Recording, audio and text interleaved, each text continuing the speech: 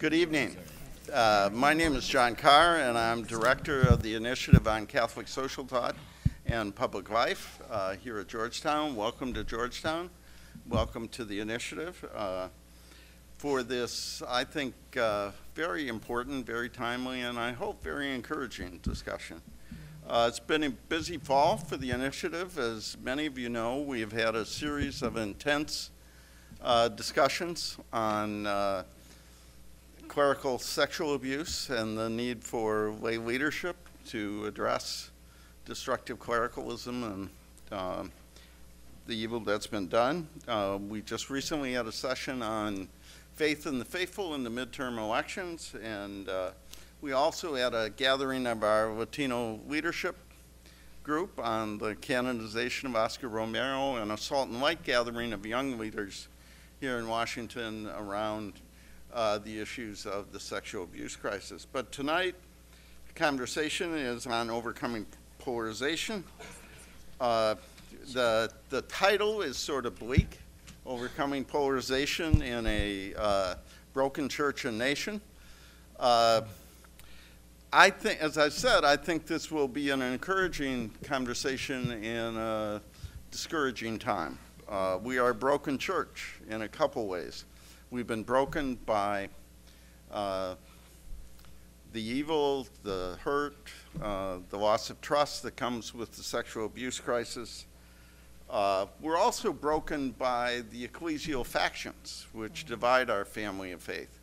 And in some cases, who have used the sexual abuse crisis to go after their adversaries and to score ideological or ecclesial points, in particular perhaps to undermine the leadership of Pope Francis.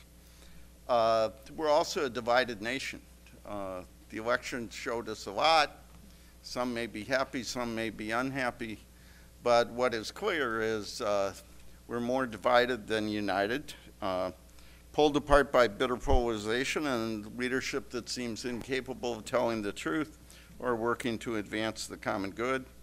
That leaves that and frankly, the failures of other American institutions leave a lot of us feeling homeless in our church, in our country, in our society. The fear, cynicism, and anger lead to alienation, loneliness, and hopelessness. This feeds tribal identities in politics, where we often define ourselves for who or what we are against instead of what we can do to make things better. Washington is a symptom or a cause, depending on your point of view. It is demoralized in the sense that we have lost our way, and it is dysfunctional in the sense that we can't even do the basic things, fund the government, for example. All this has left many of us angry, demoralized, powerless, unhappy with some of our ecclesial and political leaders. So we're tempted to abandon the fight or to join a side, pick a tribe, and to go to war. The path to reform and renewal, the lifting up of the values that bring us together this evening seems very difficult, very challenging, and a long road ahead. That's the bad news. The good news is there are people, there are leaders, there are communities that are working to overcome that demoralization and polarization. Last June, our initiative brought together 100 leaders from across the country for 3 days to focus on the causes, costs, and ways to overcome harmful polarization. A number of you were a part of this discussion. It was one of the most diverse Catholic gatherings I've ever been a part of, and I've been in a lot of Catholic gatherings. I figured no time in purgatory for me, or at least it'll count. And our focus was on how the principles of Catholic social thought could help us overcome that polarization and destructive divisions. Some of you attended the session where we had Archbishop Gomez and Cardinal Supich, we had Helen Alvarez, and we had Sister Maya from LCWR. Robbie George and Father Jim Martin took a picture together, and Twitter blew up because how could people that disagreed so fundamentally smile at each other or spend time with each other? We had the nuns on the bus, and we had the March for Life. We had Pax Christi, and we had the Ethics and Public Policy Center. We had E.J. Dion and David Broder. But more importantly than the big shots, and we were happy to have some of the most thoughtful people we could add, we had a group of emerging leaders. I call them younger leaders, although everybody seems like a younger leader to me, who frankly were more diverse, more open, less burdened by past battles, impatient with ideological barriers, and intolerant of ecclesial ego trips. And so tonight, we thought it'd be great to bring 4 of those emerging leaders, some of the smartest, most thoughtful folks. They come from different backgrounds, they take different positions, they have different affiliations, but we thought it would be interesting to hear their analysis of where we are and where there might be a way forward. How do we become salt, light, and leaven in a broken church and a divided society? To moderate our discussion, I'm happy to introduce the new Associate Director of the initiative. Kim Daniels is many things. She's Associate Director of our initiative. She's a graduate of Princeton and the University of Chicago Law School. She's an attorney, a spouse. She's the mother of 6 children between the ages of 12 and 23. So she has nothing else to do before Christmas besides being with us. She served as a spokesperson for the president of the USCCB. She advises the Vatican dicastery on communications. That must be interesting. And serves with the USCC Committee on Religious Freedom. Most of all, she's an faithful, engaged, and committed Catholic lay woman who's providing not only leadership in our church, but also direction for our initiative. And she will lead this, I think, what will be a very encouraging conversation. Kim. Thanks, John. Thank you all. Thanks all for being here. John, thank you very much for that. And I want to say that it was John's great idea to have this convening last June and that we worked together so closely on. And it was really a remarkable moment of grace, I think, in many ways, to see people there in these rooms together who really had only known each other via stereotypes or via media presentations, coming together over longstanding differences, past stereotypes, and most of all, the lesson I really took from that 3 days on how we overcome polarization, and that is that relationships are really what's most important, and getting to know people personally and building relationships is key to doing that, and that's part of what we're doing here tonight. We took many other lessons from that. I think Catholics come together over service to the poor, and Catholics come together over the sacraments. That's something we really learned there as well. 4 of the most interesting people that we had at that event are here with us tonight, and I'm so excited to have these friends here with us, who many of whom I've known for a long time, and others who I got to know last year. And our question here tonight is what we do today in this divided country. I mean, our church is divided, right? We had we were divided over partisan politics in our church. We're facing the loss of a generation in many ways as millennials disaffiliate from institutions, including the church. And most of all, we're facing this terrible, awful abuse crisis. And you think we would be able to come together around this, around finding solutions for it. But in too many cases, we see people driving political and partisan agendas through this crisis as well. In our politics, we've just gotten past the divisive midterm elections.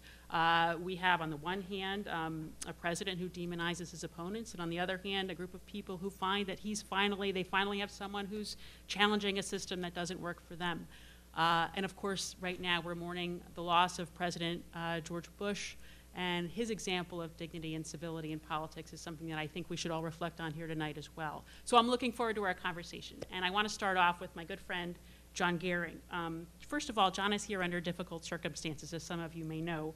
And I ask you all to keep his mom in your prayers.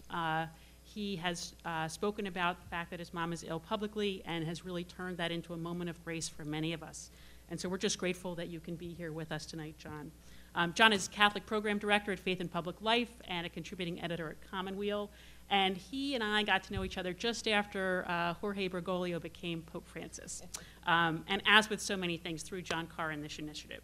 And right after it was announced that Pope John Paul II and John the 23rd, Pope John the 23rd, were going to be canonized together, John reached out to me and said, as a member of the center left reaching out to someone of the center right, can we write an article together about coming together over polarization, how we can get past it? Can we use this opportunity of the joint canonization to move past it?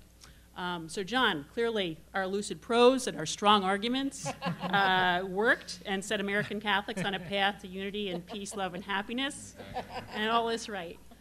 If you were writing that article today, if you were thinking about what kind of a path forward we would take now, what would you say? Well, first I want to thank you, Kim, and John for not just convening this dialogue, but over the past few years, I've been to probably about 80% of these gatherings, which makes me kind of a big Catholic social teaching nerd or someone who has very little social life, probably a little bit of both. This is not easy work. I've worked in the church and around the church for the last 15 years, and there's not many people who really want to do this kind of work of bringing people together, and so I really appreciate that. To your question, it's not an understatement to say that the church is facing its most profound crisis in the modern era.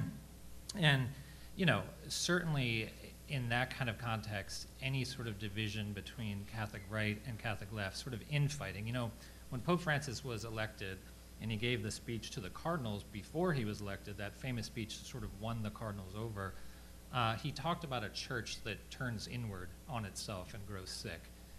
And I think one of the dangers we face right now in terms of the infighting is that the credibility of the church in the public square is at its worst point in many, many years. And I guess my feeling is whether you're a Catholic progressive or a Catholic conservative, if you think the church has something important to say to politics, more broadly to the public square, now is not the time to hunker down on the left, on the right. We have to find a way to navigate through legitimate differences in a prudent way. So I think my lead would be, you know, in crisis, there is opportunity, and it's now time to reclaim the best of our Catholic social teaching. Because, you know, I don't know about all of you, but in the conversations I have with my family and my friends, there's a sense, I think, that I wouldn't say we've hit rock bottom, but things are pretty dire. I talk to friends who are thinking about walking away. And so, you know, in that kind of environment, I think we really need to think about what brings us together. You know, and on that point, what I try to do is, I try to remember that even those who I disagree with in the church, they still love the church, right? I never question anyone's personal faith. I've been critical, for example, of Speaker Paul Ryan over the years. I'm almost sad when he will exit the stage because he's been such great fodder for some of my writing. I actually won't miss him that much. But I've never questioned his commitment to the church. I've never questioned his interest in Catholic social teaching.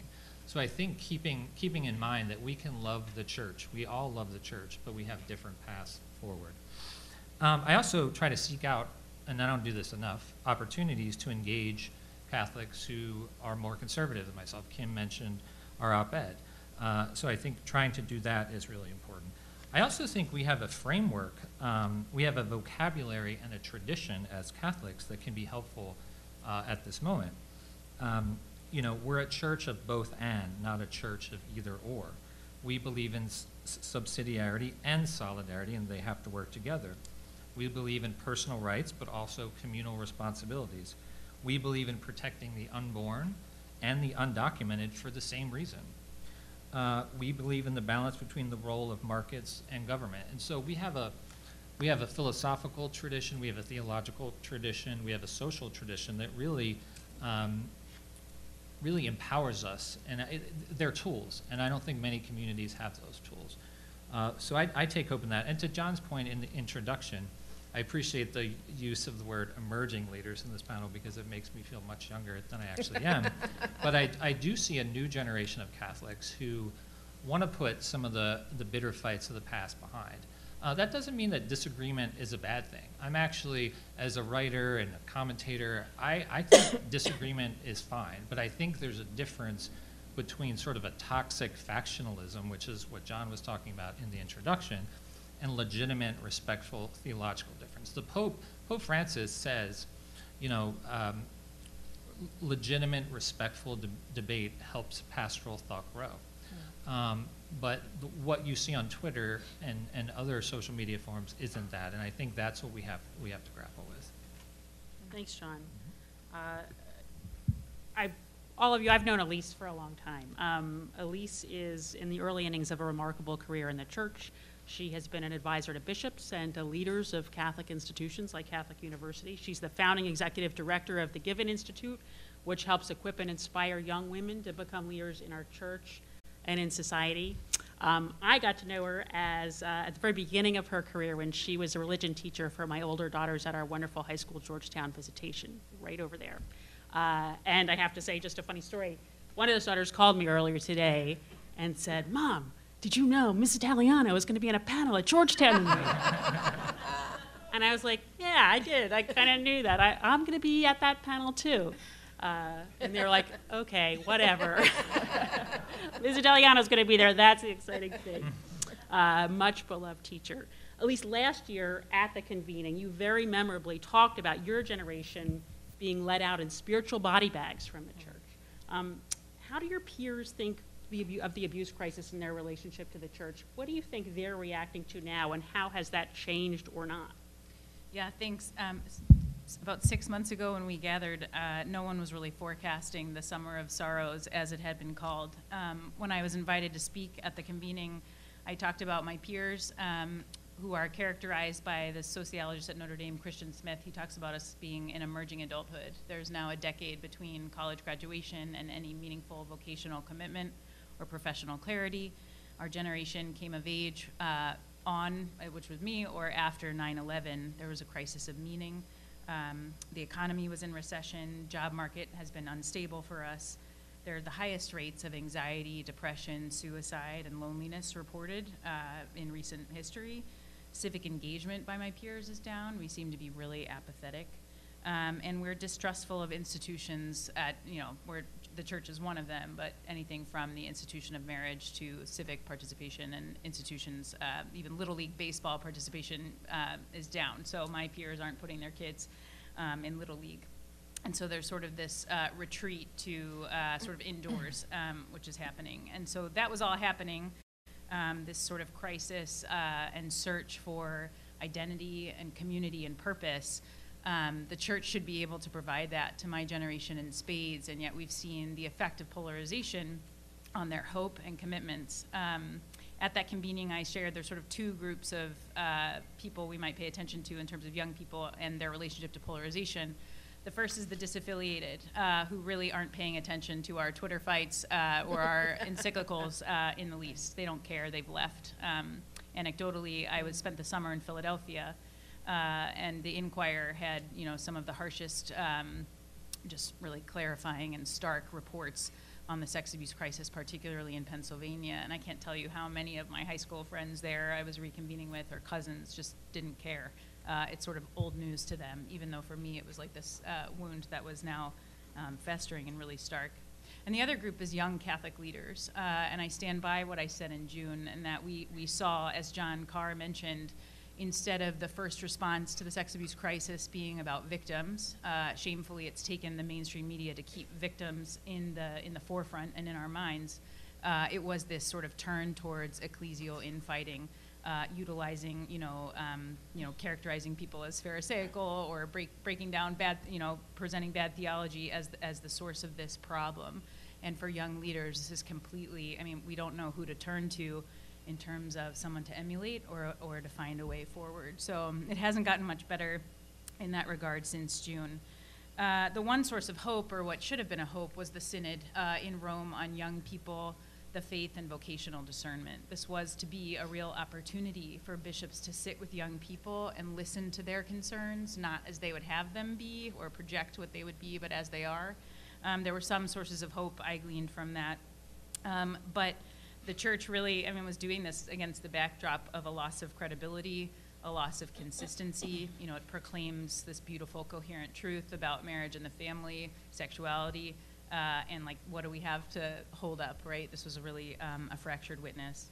And lastly, community. As John said, you know, where do young people look? Can they see any sense of common union? If they're not coming to Mass, they're not even experiencing that in the sacraments.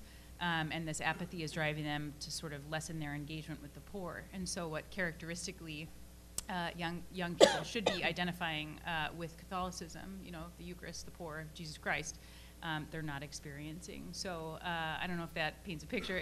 It's worse, yet there are pockets of hope, which I can talk about later. Great, thanks, Elise. We've known Hobsbawm as one of the leading scholars of American Catholicism in the country, particularly Hispanic Catholics and their relationship to church institutions. He's also a leader in Catholic ministries, has been a leader in the Encuentro process at the convocation of Catholic leaders and others. And in that context, it was remarkable last spring, as we got ready for this convening to talk about polarization, to read Hobsbawm's article in America Magazine about what does it mean to be a neighbor in a polarized America, in which he talked about an experience of bigotry that he went through, he and his family went through as they moved into a new neighborhood. Hobsbawm, do you think the conditions you described in that article and at our June event have gotten better or worse? And how are polarization and division affecting Hispanic Catholics in this country? And what kind of resources does that community bring to this issue? Well, thank you, Kim. Thank you very much for the invitation to be here as well, and thank you all for making the time to engage in this dialogue and listen, but also reflect. I think that the answer to your first question, you know, I may need at least 40 or 50 more years, you know, in order to answer that, because it's going to be a generational, we're going to have to wait at least 1 or 2 generations to figure out and then assess whether we have made significant progress to go from neighborhoods that still have a hard time welcoming people who are different, you know? According to the office, the U.S. Office for Urban Development, for instance, neighborhoods in the United States of America that are mostly white, you know, once they have a level of tolerance vis-a-vis diversity, so they can tolerate 5, 7, 10, even 11% of diversity. Once it goes beyond 12, 13%, black families moving in, Hispanic families moving in, then there's a white flight, you know? So we still struggle to do this, and in the meantime, we're hurting each other. So that's, I don't think that has changed. My neighbor's still there, you know, my neighbor who was a little bit aggressive, you know, and still doesn't talk to us, and I think that that's is part of life. We have learned, you know, my wife, my children, and I have learned to live with it, and I hope that my children have better luck with their neighbors in the future. In terms of the Latino community and Latino Catholic community and how issues of polarization that I described earlier, just a couple of key points that I highlighted last time when we met for the convening. And one of them is the Catholic Church in the United States still has to come to terms with the fact that it's changing demographically, culturally. 60% of all Catholics under the age of 18 are Hispanic. About 43% of all Catholics in the entire country are Latinos, Hispanic. Today, more than half of all Catholics in this country live in the South and the West because of the Latino and the Asian communities. However, we still act as if the Latino community does not exist in many of our communities. So that's one of the points. We need to really come to terms with the fact. And 2, we also need to not only come to terms, but also embrace the conviction that diversity is not an illness to be solved or to be healed. It's not a problem to be solved. It's a gift to the church in the United States. And it has always been a gift, you know. Immigrants from all over the world, you know, European immigrants in the 19th and early 20th century, immigrants from Asia, Latin America, the Caribbean, Africa, Australia, Europe, and many other parts of the world have come to the United States and enrich our society and also enrich the Catholic Church, you know. The vast majority of immigrants from Latin America and the Caribbean happen to be Roman Catholic, and they are still, many of them are still waiting with their US-born children and grandchildren to be fully embraced. So that's, in a sense, an issue that, or a dynamic that colors, if I could use the word, quote unquote, the conversation about polarization, because we're going to find many of these immigrants who are working in the fields or in factories or who are working in the service industries. They might not be fully aware of the conversations in which John is engaged at this top level with politicians, with the people at the level of philosophy, of government, and so forth. But they are on a mode of survival. 9, 10 million of them, of these immigrants, are undocumented. They are surviving day by day. These people many of these people are making $5, $6 an hour, so they have to work 18 hours a day. So in that mode of survival, the questions of the immigrant community tend to be different, yet they are deeply impacted by the policies, the polarized policies that our government, whether at the federal level, local levels, are making that affect these immigrants. So just to keep it short, there are two dynamics that have taken place since the convening that have deeply impacted the Hispanic Catholic experience.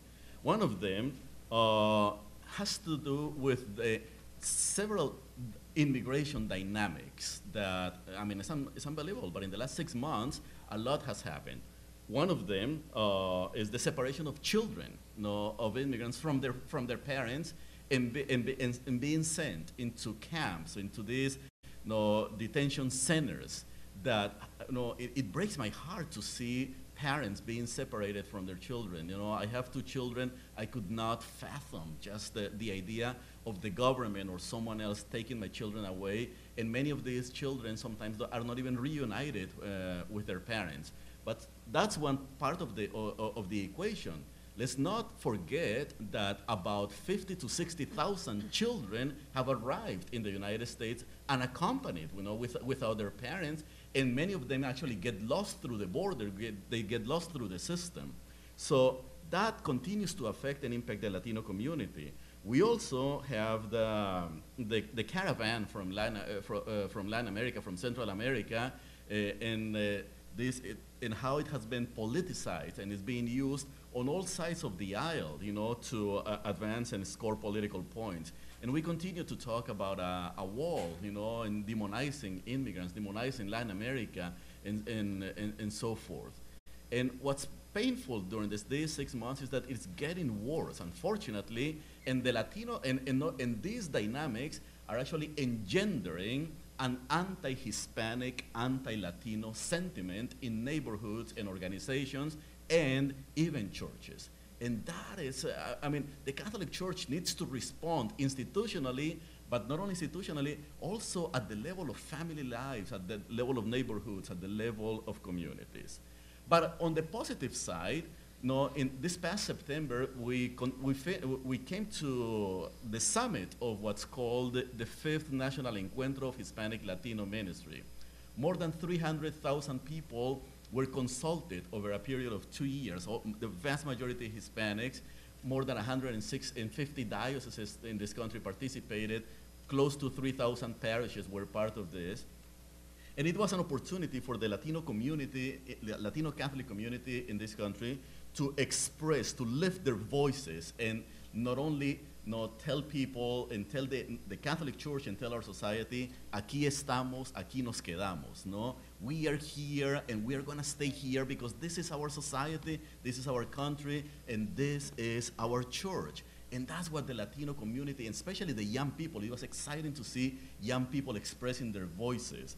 There were 2 points as part of the meeting that we had in Dallas on the 5th Encuentro. One of them, or dynamics that I want to highlight. One of them was that the Latino community in general was very supportive of the bishops of the United States, despite the debacle and all the dynamics that were taking place during the summer and what has been taking place over many years. But the Latino community expressed by supporting and embracing the bishops of, at this particular meeting, the fact that, yes, we respect you, we're critical of you, of course, no? But we want to remain Catholic. Journey with us. Latinos want to remain Catholic, Asian Catholics want to remain Catholic, immigrant Catholics want to remain Catholic. And I think that there is a debt on the part of the institution and on the part of many of our communities towards the Latinos and other Catholics who are immigrant and their children, that we need to actually embrace that desire to be Catholic. On the other hand, at the fifth encuentro, we also noticed that Latinos were critical about the slow response on the part of the institution and on many communities to respond to the needs, respond to the needs of Hispanic communities. Slow response to start masses in Spanish in many places. Slow response to continue to increase the number of opportunities for Hispanic children to go to Catholic schools. Slow response to welcome Latinos in Catholic seminaries and make sure that they become priests. Slow response to help Latinos to go through a process in which they can embrace leadership in the Catholic Church. So that's kind of the dynamic that in the last 6 months or so, is mixed, but there's a sense of hope. There's a sense of hope, and I think that that's what keeps people moving forward. Thank you. Thanks very much for that, Hoffman. Our last guest here, Gloria, who thank you for making it through the traffic. And I'm really interested in your reactions here. Gloria and I have known each other for many years now, since well before she was a popular EWTN radio host. She was a leader, along with Hoffman, at the Convocation of Catholic Leaders in Orlando. Before that, she was a grassroots leader here in D.C., grassroots pro-life leader, leader in her parish, leader in the Archdiocese of Washington. And Gloria, for you, I'd love to hear your reactions to everything we've heard here tonight, but also, I think that it's important to note that African-American Catholics and African-Americans in general point to religion as something that gives meaning to their life at a level much higher than other Americans. Do you think that the African-American community in particular brings resources to this conversation that we can look to? Yeah, I mean, honestly, I have to say, when I started seeing people saying they were leaving the church because of the scandal, I was like, are you kidding me? You're at the table, so to speak. You haven't been having people turn your guys away from seminary.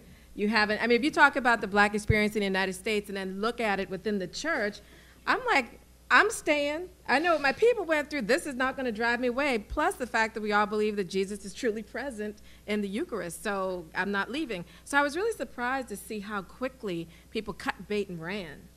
I was like, but it's, we're all disgusted, okay? We're all disgusted, particularly reading the Pennsylvania grand jury report. I wept. I was like, this is unbelievable. But it brought some other questions out as well. Namely, I was wondering what happens in seminary culture that kills the fatherly instinct of these men. Because when I read the grand jury report, I said, what man with a fatherly instinct of any kind would not be just outraged at what happened to children, okay? And then some other interesting things with McCarrick's situation being different in that all of it wasn't young children. The response is coming out of, well, this wouldn't happen if these men were allowed to marry. And I said, well, woo, what a low opinion of women, that our bodies are an answer to predatory behavior? I don't think so.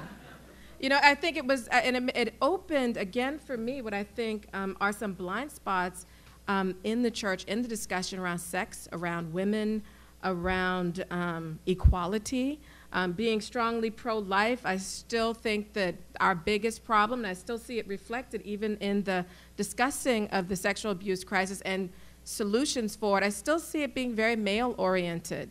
No one is saying religious sisters can't keep it together and we need to allow them to marry, but somehow men, for some reason, they're saying cannot control themselves, so they have access to women's bodies. And I thought, why would we do that to women? Why is that the solution, or even being raised as a solution? Also, I would say, since the crisis has unfolded, I will say it did have a unifying effect in that none of us want to see this happen again. Sure. I spoke to people that stood by the church in 2002, and they just were like, I thought we were done. I thought we could trust them, but apparently not. The other thing that I was thinking about was the letter on racism that the bishops released. And I have to say I'm very sad at kind of the responses that I see from people in that, and I end up being around a lot of, I guess, conservative people, I guess you'd say. It's like a mockery of that racism isn't really real, and intersectionality, what is that? And making fun of oppression and things like that. I was like, these are real experiences, and shame on us as Catholics if we can't realize that the dignity and respect of the human person, yes, is in the womb, but outside the womb as well. And that we need to be as upset about racism or the denigration of any other human person because of the fact that they're made in the image and likeness of God. And so there are a lot of things that are happening right now in the church. You've got President Trump, who, you know, to his credit, has done some things for the pro-life movement that are laudatory. But on the other hand, in terms of his personal witness, in terms of how he addresses people, we're like, that is the exact opposite of what anyone who believes in the dignity of the human person, how you would talk to someone. And so it's this, how do we manage that as Catholics? And I say, well, like we do anything, you say what's good and you criticize what's bad. Sure. You know, we don't owe him a blind fealty because he's the president. You know what I mean? Respect for the office, but definitely critique these things. Now, how does that translate over to being in the Catholic Church, where we're having this crisis? We want to see some things from our bishops. And how do we say to our bishops, look, this is, we're angry. We want to see hair shirts. I mean, you know, this is what we want to see from you at this point. We need to see that you get it. I mean, I have to say, reading about beach house vacations, I was like, where did they get this kind of money? You know, the rest of us have to pay mortgages, get up in the morning, go to work. We've got children to feed. We worry about our jobs, and these dudes are off gallivanting at a beach house carrying on. Yeah, okay, that alone had me ticked off, can I just tell you? And so, you know, from the real person in the pew perspective, I was like, there's too much separation, I think, in what must be going on from the seminary and in clerical life that makes this gap between how the rest of us are living or certain behaviors that we're like, that just doesn't fly. But then this is where I see the clericalism coming in. We don't know how to address our priests or our bishops in a way that is, somehow people are afraid that you can't say something, Father so-and-so, you can't say something to the bishop, you can't say something to the cardinal. And I'm like, yes, you should, because his soul is on the line just as anybody else's, right? And so I think we can speak to our priests and bishops with love, with respect, but with honesty. And I had a lot of anger. I had a lot of sadness. I also started to worry about what happened to those young men.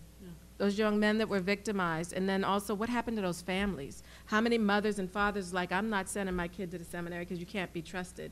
And what does that do to the future of vocations in the church? So there's a lot to unpack here. Those are just a few of my little itty-bitty thoughts as we get ready to continue this conversation. No, and that takes us to a great place, right? Because you've talked about a couple things that I think bring us all together. And we've had a lot of agreement here now, and now maybe we'll have a little bit of disagreement. But first, you talked about the dignity of the human person. And my question for you, and maybe I'll start with you, Elise, is how we take that. We all have a shared commitment here at this table to the dignity of the human person. And the question for us is, how does that get expressed in how we live our lives as Catholics, and how we participate in these conversations, and which issues we say we hold up? And at the same time, going to something that John said, what does respectful disagreement look like? What does principled disagreement look like in these environments when we talk about the abuse crisis or when we talk about issues? Gloria's pointed to talking about the racism, the letter of racism, to people who might not agree with it, or President Trump, or other issues. So Elise, how does our shared commitment to Catholic social teaching possibly bring us together, and how might we disagree effectively? Sure, a lot to unpack. So I'll take a few things, and thank you everybody so far for these comments. I feel like I'm chewing on these things while we're unpacking them together. I would say, first of all, again, I'm going to go back to not this privileged demographic because I'm in it, but young people.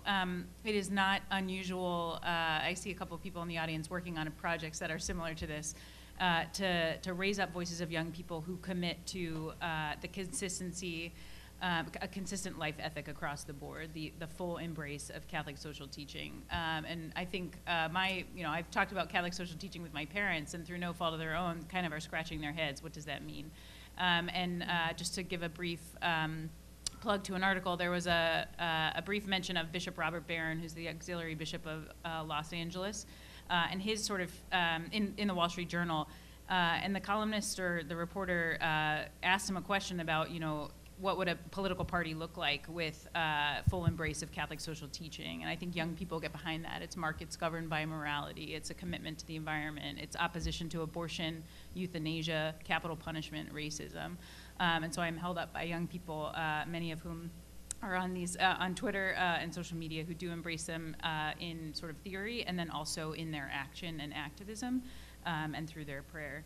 I would say, again, pivoting personally to reflecting on how can I kind of make sense of this. I relocated to Boston recently, which is still reeling from the crisis 10 or more years ago, or however many, 15 years ago.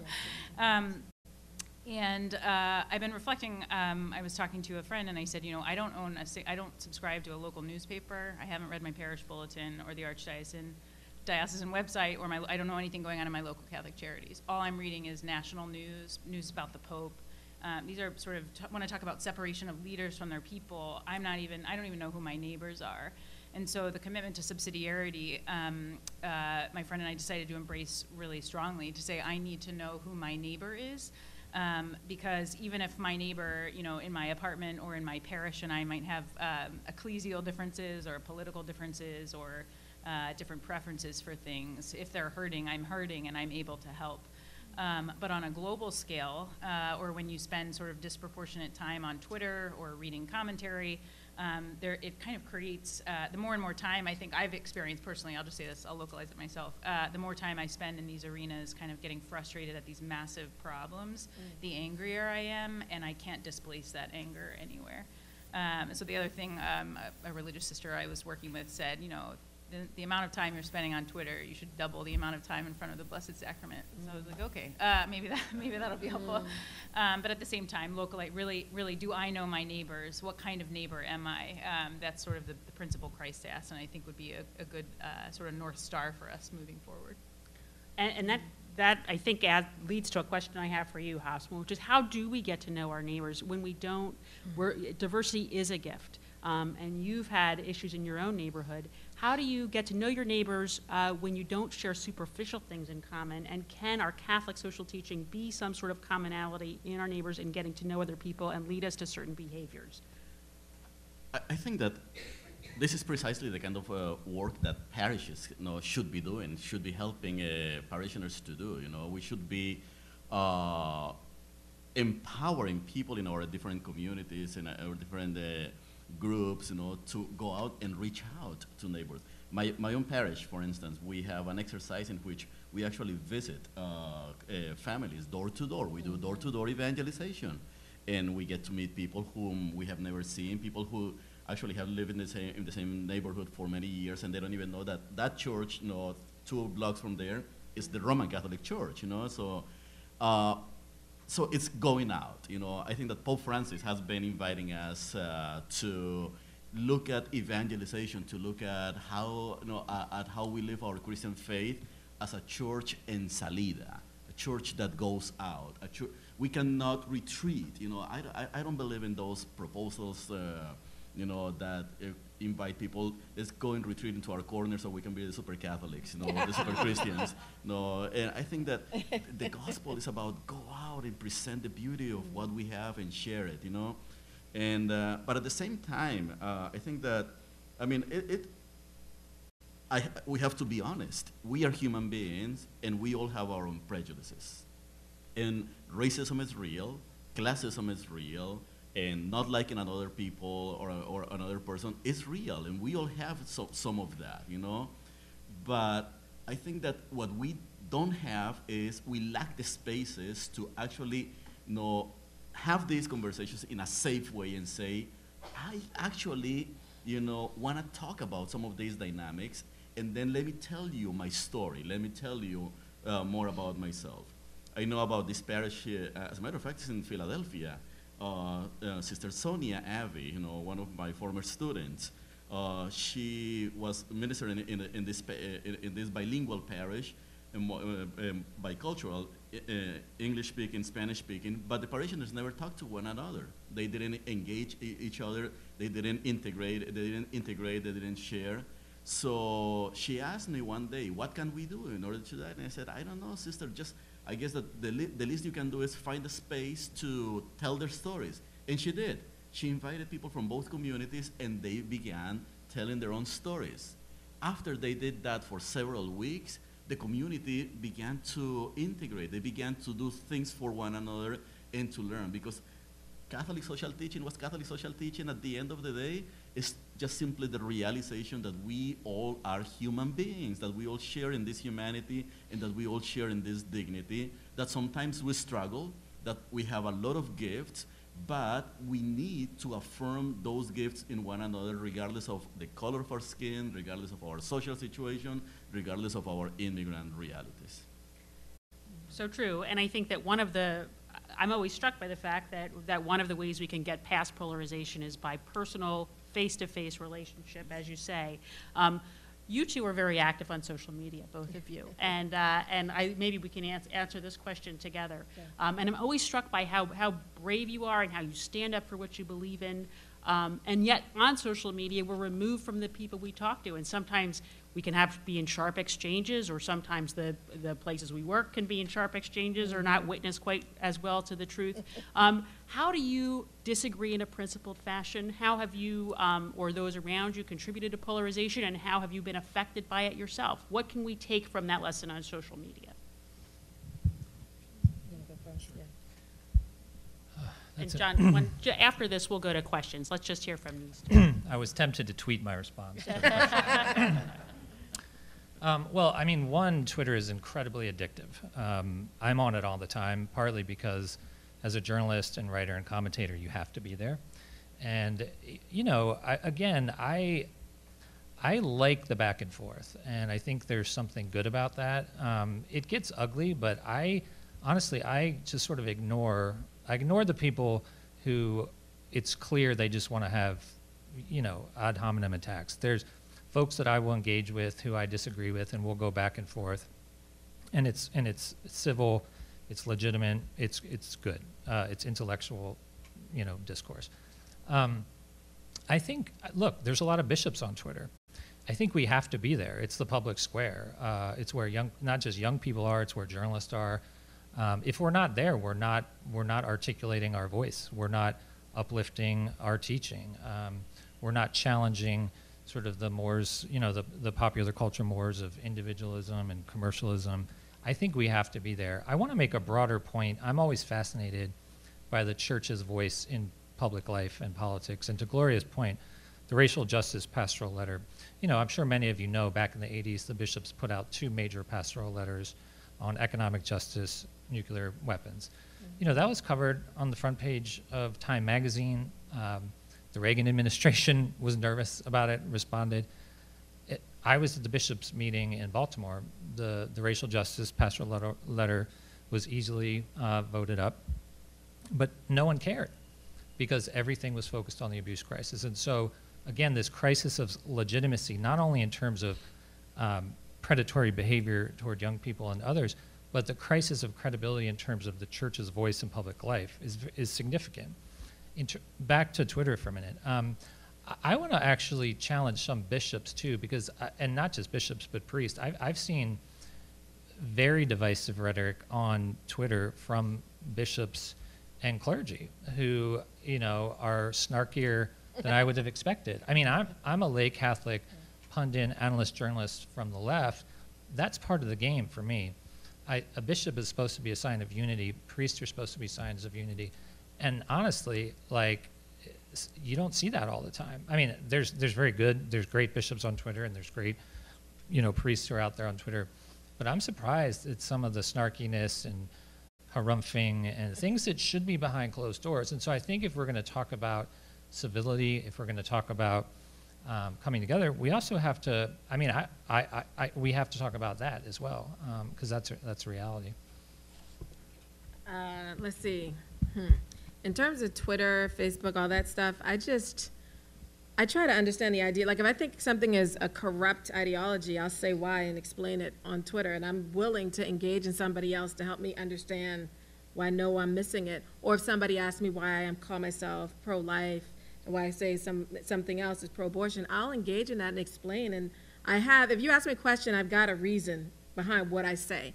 And I think that that's important to do that on Twitter, not just, you can't be on there just calling people names. You should be able to explain why you believe what you believe when asked. And I engage a lot of times with people in good faith and then find out they're just trolls, a little bit after you engage with them some, but that's the risk of it. But we need to be there because there are those people watching that are like, I never thought of that, but they don't necessarily engage in what you're tweeting, you know what I mean? But there's a wide audience of people who are watching. And so I stay there for that.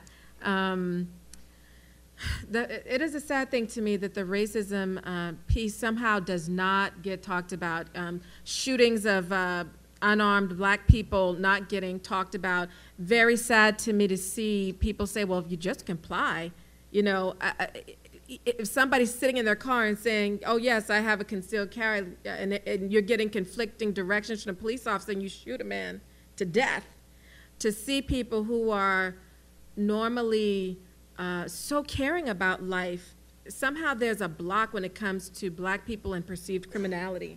And I did a piece for CNA a long time ago, Catholic News Agency, talking about what is the Catholic response to police brutality? What should it be? And is it, even if someone is a criminal, believing as I believe someone is strongly pro-life, does that mean they should be subject to extrajudicial killing? What is the appropriate use of lethal force? And it doesn't mean I'm anti-police because I want to have these conversations. It means I want to see an expansion of our appreciation of life. And yeah, people get upset about Black Lives Matter, and I get it. Some of that, where they lined up with Planned Parenthood, I'm like, why did you do that? But I want to say, yeah, Black Lives Matter, even in the womb. It's well, you said we're a both and. We have to look at these things more holistically. I know sometimes people are like, oh, how could you say that? I was like, I say this because I'm a Catholic, and I believe in the sanctity of life from the womb to the tomb. And some of us may have a calling more to be vocal in terms of, abortion that is legal in our country. Some of us may have more of a calling to speak toward climate change. But all of us together, I think, believe the same thing. Some of us just have a different passion for certain things. And so I'd like to see that passion get spread out among all the, quote, factions of Catholics in the public square on social media, because this is what our church is. And it's confusing to me to, when I speak about racism, the very people who are willing to put a microphone in front of me when I speak about abortion in the black community don't necessarily, I'm not saying the approved words. And so it's this kind of strange place that I feel that I sit as a Catholic, as a black woman, as someone who's pro-marriage, family, the whole thing, but somehow when you start to talk about these issues that are seen too lefty, it's a problem. So that's very strange to me. I think that one of the things that unites everybody on this panel is that they've all spoken up on difficult issues in difficult circumstances. Often one of the most difficult circumstances can be answering questions from the audience. So right now I'd like to welcome your questions here for anybody. We have a lot to talk about. We have our colleagues Anna and Purvi here in each aisle with a microphone. So if you have a question for somebody, please raise your hand and they'll get it for you. Please, as my favorite John Carr quote is, please state your question in the form of a question. And we'll try to take a few of those, and then we'll let everybody wrap up. So raise your hand, please, if you have something to ask. Why don't we get a microphone here so everybody can hear you? Right behind you. I'd like to thank the panel. It does my heart good to see rising leadership in the Catholic Church, and I'm sort of like a waning non-leader in the Catholic Church. I'm 64 yesterday. Oh, happy birthday. But I have a different point of view that's been advanced by the panel, and it's hard to frame this in the form of a question because my research has pointed in a different direction, and when I examine, and my references are what's been published in the Catholic Standard over the last couple of months after the grand jury report from Pennsylvania, just the listing of what our archdiocese has done in the last 2 decades to help protect our young people. And it's pretty amazing. They talk about a child protection policy that they've had in place for 3 decades. One of the first dioceses in the United States, immediate reporting of any abuse allegation to civil authority, a thorough background check for all employees, clergy, and volunteers. And it spoke to me because I coached all 5 of my children's basketball teams in CYO, and I remember 20 years ago having to go through the fingerprinting and background checking, and I hadn't had to do that, but I understood the need for it and was very supportive of it. The Child Protection Advisory Board by the Archdiocese, Office of Child Protection and Safe Environment, and this was repeatedly stated in several articles in the Catholic Standard, and I don't know how many of you are familiar with this book from Sidney Powell, License to Lie. It basically talks about grand jury and federal prosecutors' tremendous power and sometimes blatant unfairness if they have an agenda. And this all dovetailed to me as a very unfair accusation to our church, timed and released right before an election, and basically silencing the entire Catholic community. And so where am I going with this? Well, I personally think that the very foundation of this division, both politically and in the church, is based on the belief that we believe life begins at conception. And how you believe that and how you manifest that may be different. You may believe that in your heart and not speak it publicly. You may sit in front of an abortion clinic and pray 40 days for life like I have and see the response by people driving by, both positive and negative. And I think that that's a great way to describe what many people feel here in the Archdiocese, right? They think that we've been through this a lot and the church has done quite a bit on this issue. And so why are we here? And maybe I'll ask that question, if you don't mind me summarizing so we can get to some other people too. My big point is I think this was a cheap shot by the grand jury that didn't give exculpatory evidence like this, with people with an agenda have a tendency to do. So I think this was unfair. I think this retread old concerns. Not every clergy is an abuser. It's very, very small percentage.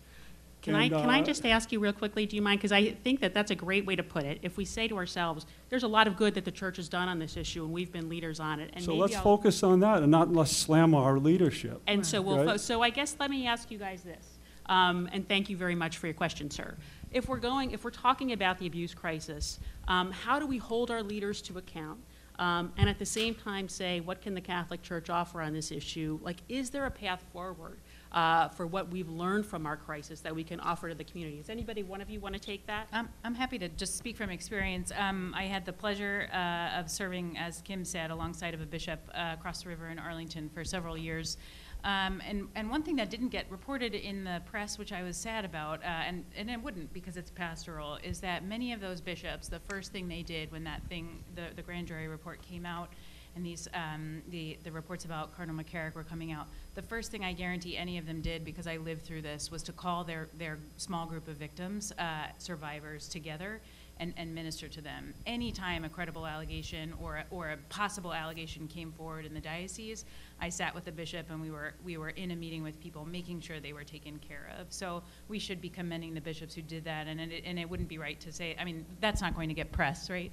And at the same time, I found myself, I've had the opportunity and challenge of being in a room with a lot of the hierarchy who were in the press, and it will go down, I think, and it should be a pastoral response, but I do think it will go down as one of the worst public relations responses in the history, recent history. I have a small sort of professional track record here in public relations, but I can say it was every everything that shouldn't have been done. And the church is not a public relations machine. They're first and foremost about the salvation of souls and proclaiming Jesus Christ. And the first thing out of the gates should have been a pause and a united front saying, we are terribly sorry that this happened. We're terribly sorry for what you've read. And we will do everything in our power to ensure that what the safeguards we put in place are strengthened, and that we better understand what the heck happened years ago and how we're going to ensure protections moving forward, both for our health, mission effectiveness, and ultimately our children. As Gloria said, that fatherly instinct needs to be rebuilt. And we really, I mean, the other thing I'll say is I've been encouraged by women, by men, by bishops, really to build up young priests. I have a lot of dear friends who are in seminary, and the first thing a lot of us did was reach out to them and encourage them. And I'm heartened by their response too. If I could, if I could jump in, sure. I mean, I think people are mad in part because the bishop accountability piece never got addressed. You know, when the bishops met in 2002 in Dallas, all kinds of good things happened around policing clergy. And you're right, factually you're right. There's only a handful in that Pennsylvania grand jury report who are in recent years, most have died. But what never got addressed was the special rules that bishops operate under. And that's why in Baltimore, there was the bishops meeting in Baltimore, you know, in November, nothing happened. Now we can argue whether that's a good thing or a bad thing because you have the meeting coming up in February at the Vatican, and maybe there's going to be something better that comes out of that. But people have lost patience in bishops. And when we say bishops, we need to be fair. There's 300 bishops in the country. There are many bishops doing great things. But the time that, and this is part of what you were talking about in terms of clericalism, the time of special privilege is over. And I think a lot of bishops know that. I mean, you know, they spoke about it on the floor.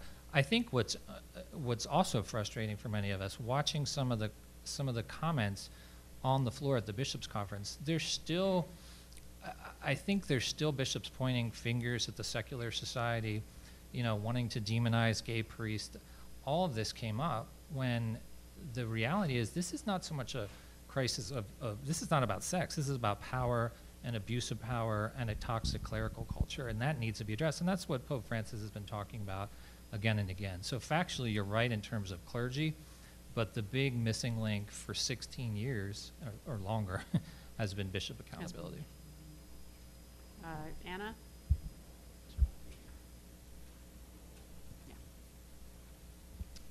So I have a question that I'll pose in the form of a question.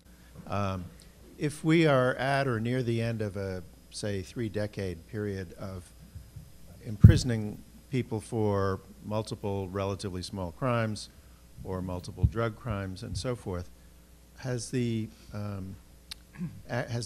Church's social teaching or the activism of Catholics such as yourselves or ourselves had anything to do with that, and is there anything further that we can do to accelerate the end of that process of excessive incarceration of people? Anybody here want to take that? Honestly, I think once white people started dying from drug overdoses, people started thinking, you know what, maybe we should be criminalizing people who have drug problems.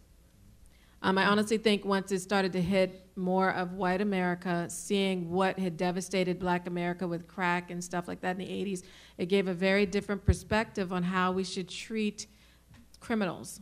And I'm happy for that, honestly. I'm happy for that. I just wish we'd had that same viewpoint back when we were dealing with people with crack cocaine addiction.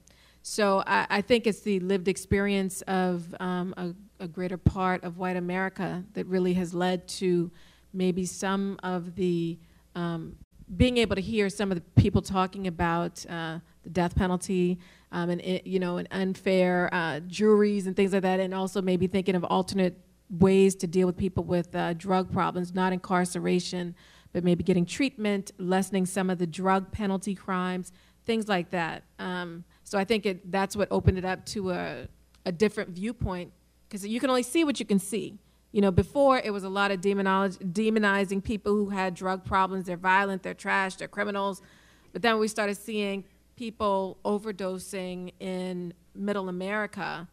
That changed the perspective. And I think it's just having a different perspective, the rest and how it's been presented to our country has changed that. And I have to say I was very happy that the President of the United States was behind in supporting criminal justice reform in this regard, and looking at the way that the opioid crisis is affecting people and how they need to change some sentencing. So I thought this was a good thing in that way, but I wish it happened in the 80s. Other questions? This lady here. Hi, my question has to do with diversity.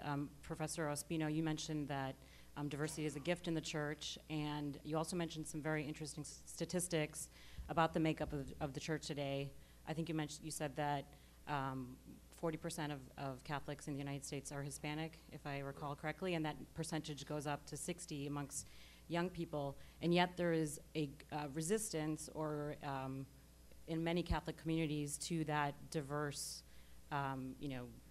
character of the church. I think that at the last bishops' meeting, that really is one thing that struck me in the room of bishops, is that just there's also a lack of diversity in our leadership. So my question is, how does the institutional church address that issue, and what are some practical solutions that that can be implemented? Sure. I think I'm going to focus on the Latino community as a case study, but this would apply to different groups within the Catholic Church. You're absolutely right. The resistance is not at the grassroots levels, because in parishes we have to share our communities no matter what.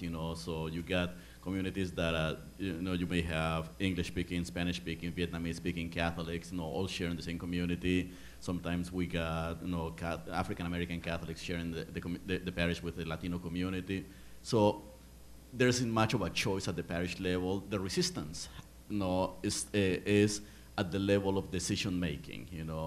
There is clearly a group of Catholics that hold on to the decision-making power in parishes, in dioceses, in organizations, in Catholic universities, in Catholic schools, and everywhere, everything all the way to the episcopacy, and it's the vast majority of those Catholics are white Euro-American, So how do we change that, or how do we encourage? I'm not saying that being white Euro-American is evil or is bad and that they should not be leaders. Actually, we want those leaders, but we also want black leaders and Hispanic leaders and Asian leaders. How do we get there? Two practical perspectives from the perspective of the Latino community. One of them, education, education, education. Unfortunately, the Latino community struggles with that. Only 17% of Hispanic adults in this country has a college degree, compared to 55% of white Catholics, that has a college degree. So the white Catholic community is already is way ahead of the game in preparing their own children as well for leadership. So how do we do this? We need more Latinos in Catholic schools. That's important. We need more Latinos in Catholic colleges and in Catholic seminaries. But not only that. Only 4% of Hispanic children who are Roman Catholic and are school age go to Catholic schools. What do we do with the other 96%? The vast majority of those children go to underperforming schools.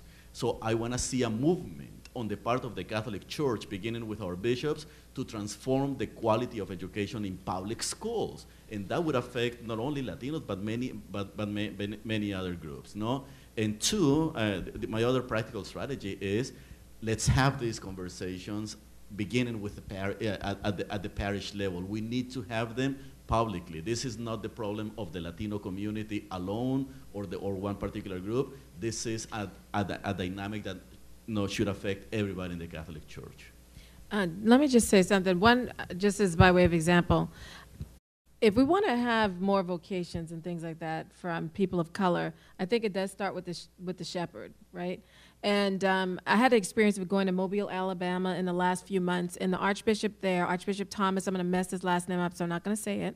But so he was so committed that he came to, whenever I go to talk, I said, I have to have time at a black parish in your area. So y'all get the black people together, I need to go talk to them.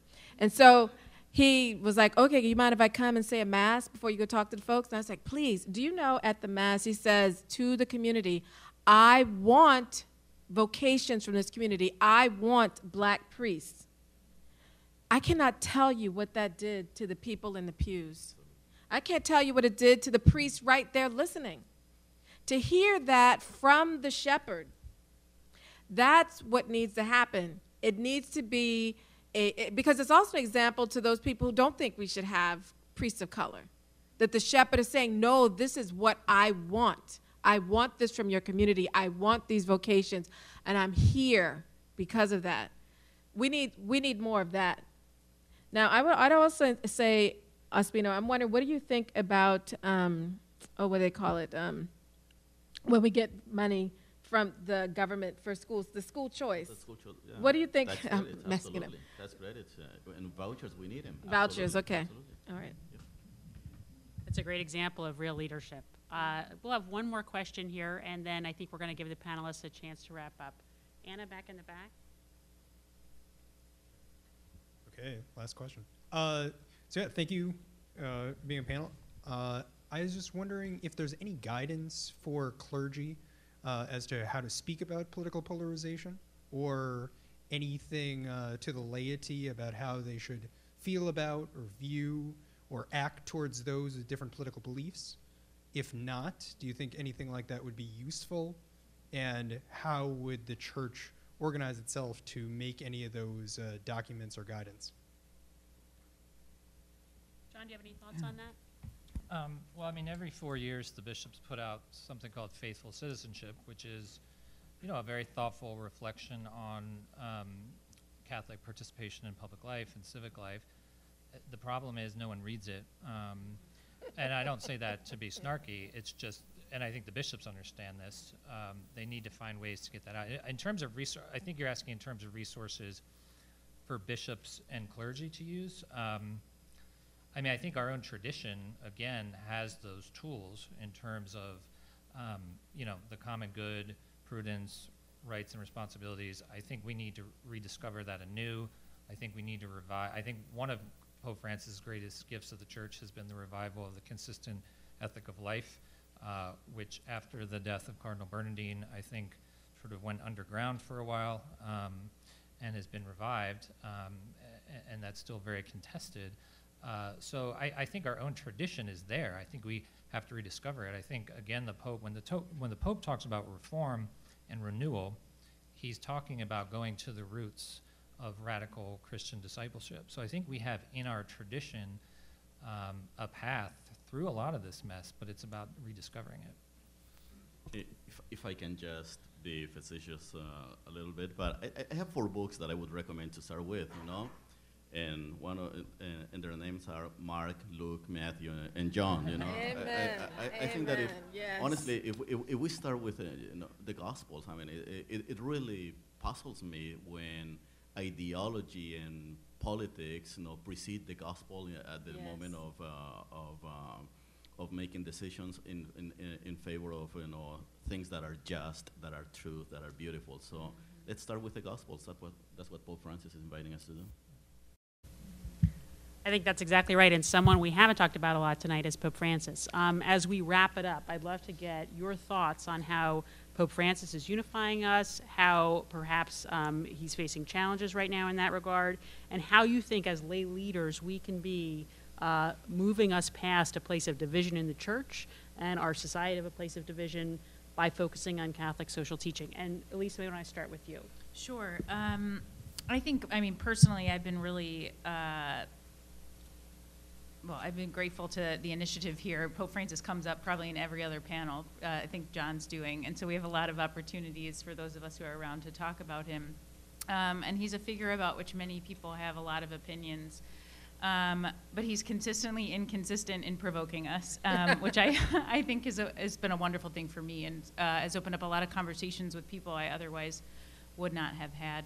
Again, with young people, I think just this is the first time in the history of the church that the entire global church was focused on young people, not just about its future, but about currently. This is a really, you know, youth is a time of hope, again, that he characterized, and turning to them to really shepherd them and us was important. But I would say I'm frustrated with the inconsistent response on abuse. you know, there's, you know, this is a global problem, right? It's in the Philippines and in Colombia and in the United States. Conservative movements and lay movements, new movements have been touched by it, and more progressive seminaries or wherever have been touched by it. And it's been really hard to pin down a common sort of thread and response. I'm really sort of like, not the last ditch hope, but I'm really kind of hanging on by a thread for that response in February to see what's going to come. Because again, I think consistency, obviously you have to apply, you know, prudence in certain situations, but it would really be nice to say, you know, this is how we respond to this intolerable thing. This is how we care for our priests who are wrongly accused. You know, this is a good time period by which to, you know, apply certain measures. I'd like to see a little more predictability in that for justice for all people and the application of mercy. Well, I'm a big fan of Pope Francis, and I think, you know, Elise, that you know, putting the question of you know, solving or providing a pathway forward on sexual abuse and by clergy and other issues, you know, that are emerging from other parts of the church on the Pope, you know, I think that's perhaps one of the limitations of being American Catholic. You know, we want someone to come and give us the magic solution somehow, or show the path forward. And I think that Pope Francis has already, in the 5-6 years he's been a pope, he's already been demonstrated that he's not a man of the magic bullets, you know, but he's been big on principles. And I think that's the wisdom. And in our culture in the U.S., I was born in Latin America, and somehow I somewhat understand where he's coming from and what he's trying to do, because that's the culture in which I grew up. But Pope Francis is inviting us to look somehow at the bigger picture, and I just want to highlight four key theological terms that, unfortunately, in the United States of America, we just wrestled with or we have totally ignored. One of them is synodality. Pope Francis has been pushing this whole concept of synodality that even in the United States, not even theologians are actually exploring seriously. And he's trying to do something big there that involves bishops, but also involves organizations, involves theologians, and involves the laity, and so forth, Episcopal conferences, the concept of mercy, the concept of joy. And there's one other issue that he is, or category that he's been pushing, you know, strongly, which is the idea of integral human development, you know. And those are pieces that get lost in, at least in our U.S. landscape, because we are more on the pragmatic side. How do we solve this? How do we respond to this? How do we tutor that? How do we, you know, get rid of X or Y person? But I think that his legacy is going to be, and that's the hope that I think that can help us. Let's pay attention to those key concepts, and there are beautiful documents, there are beautiful ideas that are emerging, and I think that we can find some hope into the future as we move forward from those dynamics. I love the Holy Father, but he can get on my nerves sometimes. Okay, this is the truth. I have to say, I was like, you know, I will not say a word about that. I was like, no, not the right answer, no. And then, you know, you're talking about synodality, but then when the American bishops were trying to do something to say, okay, nope, no talk, you all wait till February, I was like, oh, that was such an easy one to let them come out with something. And so, you know, I mean, I'm being honest here. I mean, he's our Holy Father. I love him, but goodness gracious. I also wish he just said to McCarrick, you go out there and tell everybody what you did, what's up. Let's just get it done. Now we've got, because of this quietness, there's a lot of this going on in place of like just a direct, say what happened, say what you did or didn't do, and let's be done with it, so that there's no more speculation and things like that. I understand that, yes, and I'm going to, because I know you were saying that there are all these good things happening, but the gravity of what has happened, the gravity of supposedly a cardinal sleeping with men under his care, sex between men in the seminary, that is grave. That's a problem. And we want to talk about these things, as we should. And I hope, you know, that we don't forget that it isn't just the child sex abuse, which is horrible. It's also, we're talking about, well, what is the abuse going on in the seminary? What's going on in priestly life? Between, you know, these are things that we need to be concerned about and talk about. And I'm beyond, look, they hire enough people to defend them and get good PR. That's fine. I'm talking about like the bishops and things like that. Somebody was paid to put that stuff out in the Catholic Standard here in Archdiocese of Washington. But it doesn't mean that we cannot or should not talk about the very grave issue of these sexual improprieties. This is very important. And I don't think it's disrespectful or that we're doing the church any service by saying, oh, yeah, we're satisfied by that. Yeah, we'll look at the big headlines and we're satisfied by that. Something's been revealed to us that's sick. And I think we have a duty to say, let's heal it. And so that's all I'm going to say. I'll let John go ahead and speak, but that was just my little comments.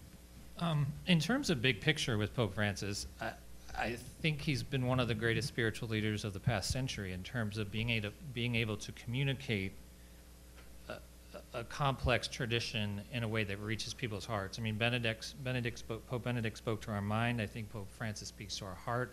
So I think he's a genius in that sense. He renewed my faith at a time when it was waning. I think he excited a whole generation of young Catholics that we haven't seen. I don't know when we've seen it. But I think his papacy is at a critical crossroads. If you look at the latest Pew numbers in terms of his not popularity, but in terms of how he's addressing the crisis, it's plummeted. He has blind spots on this issue. He's acknowledged that. I think one source of hope there is he says, I make mistakes, and that's important. We don't see Pope saying, I'm sorry, I made a mistake very often. I think Pope Francis has taken us on a 5-year Jesuit spiritual retreat, which is both enlivening and maddening at the same time. And it's patient, and there's ups and downs, and there's tension, and he's letting that all play out. I find sometimes I get frustrated with them, and then 2 months later I'm like, oh yeah, you were right about that, the way you handled it. That's not always the case. And so I think we have a very wise leader, but I do worry. I worry that all the good that he's brought to the church, all the young people he's brought out to these events that John has done, I worry in 5 years, are they going to be coming? And what I say is, we have to see a Francis effect from the bottom up, right? Pope Francis is going to be gone one day, but the parishes and the clergy, that's where we need to see the Francis effect. And I'll be honest with you, I'm not seeing it that much. I have anecdotal things that I get frustrated about. You know, my brother baptized his child a few months ago. The priest was about as anti-Pope Francis as you can get, not in terms of criticizing him personally, about his whole effect, the way he thinks about church. So I think we have tremendous excitement and tension and possibility and contradictions at the top of the church. I think Francis understands this isn't going to change unless from the bottom up we have renewal, we have discernment, and that's slow and that's hard, and it's going to be hard. But I think that's a journey that is a good journey to take. I think that's a great place to leave it, John. When we talk about where we are right now, I think the thing that I take away from this tonight is that this is our home, this is our church. It's up to all of us to take responsibility in lay leadership and transform it from the bottom up. I think that we here at the Initiative are trying to be one of those lay institutions that helps do that. And so I hope that we see you all in the spring at a lot of our events coming up. We have dialogues just like this one, and we'll do on the new Congress. We'll have Salt and Light events for young Catholic leaders, also on new members of Congress, on immigration with our Latino Leaders Program, work with the Nicaraguan bishops, work in poverty. And in the spring, we hope to do a convening on lay leadership and institutional integrity. I really hope we see all of you at these events coming forward. I want to thank everybody who's here tonight, and in particular, two people, John Carr, for, as always, bringing this together, and Anna Misla, who really helped draw everything together tonight in such a great way. First, applause to that.